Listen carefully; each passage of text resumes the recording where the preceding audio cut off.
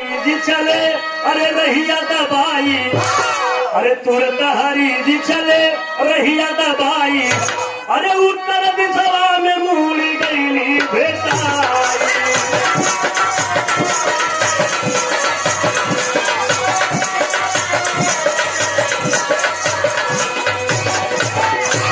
अरे तला के मुड़िया गणपति,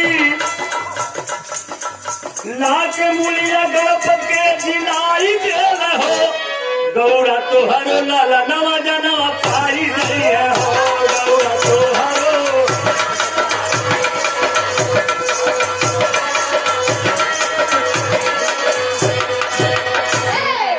हे भैया बताओ जरा, वह जा करके एक गज का मूड़ी मिलल, गज माने हाथी, गज का मूड़ी मिलल, वही मूड़ी के काट के लेके अलन। और जब मूड़ी काट के लेके अलन, जब वो धड़ से, वो बालक के धड़ से मूड़ी सटावल गई, गज वाली यानी हाथी की मूड़ी, बच्चा वाली मूड़ी जब वो धड़ पर सटावल गई तो लपते जौन हम लड़का उठ के खड़ा होगा। और जब लड़का भैया है भैया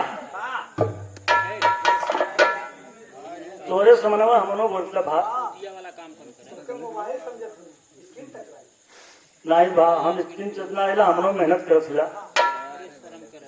ए भैया बताओ जरा, जब लड़का जिंदा भयल, माता पार्वती जी के बुलावल गल की बेटवा तो हर जिंदा होकर बस देख ला।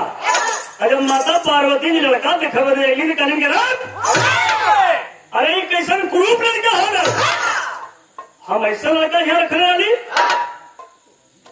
कलम रखले ना रहलू, लेकिन ये देखला कि तोहार बेटवा जिंदा होगा ना, घबराए लगी माता पार्वती जी कहलिन की लड़का हमन न चाहिए, कहलन की ऐसा जिन करा, सर्वप्रथम पूजा यही लड़का के नाम से हुई, पहली पूजा लड़का के नाम से हुई, एक बाद दुनिया का पूजा हुई। बहुत मनौती कैले के बाद में माता गिरिजा शांत भैली। तो बताओ जरा, सर्वप्रथम पूजा गणेश जी को होला, गणेश जी का पूजा सर्वप्रथम होला, गणपत से गणेश बन गया।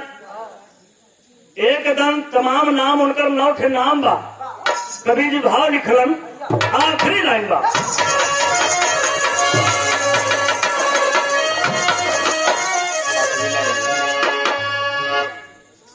तो कहे गावे गावे हो गावे, अरे तो मन से, अरे मन से सभाजी तो पूजा